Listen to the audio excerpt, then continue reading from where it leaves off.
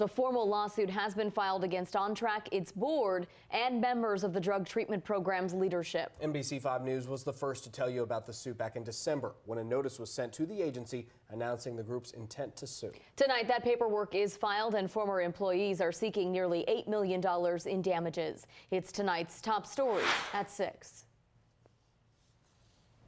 People who are doing the wrong thing and violating the law, they have to stand responsible.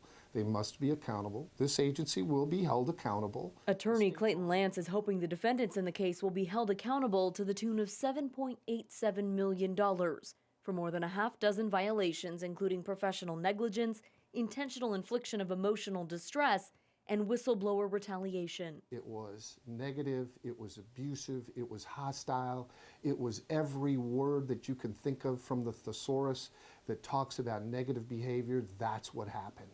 The plaintiffs in the case are 5 former Ontrack employees. The defendants, Ontrack, its board, its current interim executive directors Tanya Morrow and Rick Nagel, as well as former executive director Rita Sullivan.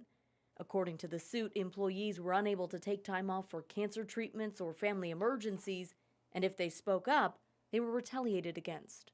The language used by Rita Sullivan was abhorrent. The plaintiffs claim Sullivan yelled, cursed, and threatened them. One plaintiff claims Sullivan told her she would, quote, kill her expletive kid. The suit goes on to say employees were overworked, underpaid, and taken advantage of, sometimes being scheduled on call 24 hours a day, 7 days a week. You might have worked 60 hours or 70 hours, but the eraser, and they would erase it out. The documents also outline some of the issues found during state inspections that have shuttered some of Ontrack's programs. They put young children, small little children, in feces, maggot-filled homes and houses. They did that knowingly. They did that intentionally. They did that because they didn't want to spend the money on the maintenance. Lance says many of those issues were only brought to light because his clients came forward. And while he says his clients are prepared for the backlash that may come as a result of the lawsuit, he says they are equally prepared to back it up. They're whistleblowers. They did the right thing at the right time for the absolute right reason. They have integrity, they have credibility, and they are reliable. And here's the best thing. The records back them up.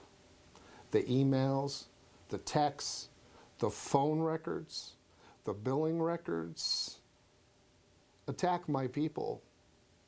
Start to figure out what to do with the paperwork that supports them being truthful and honest.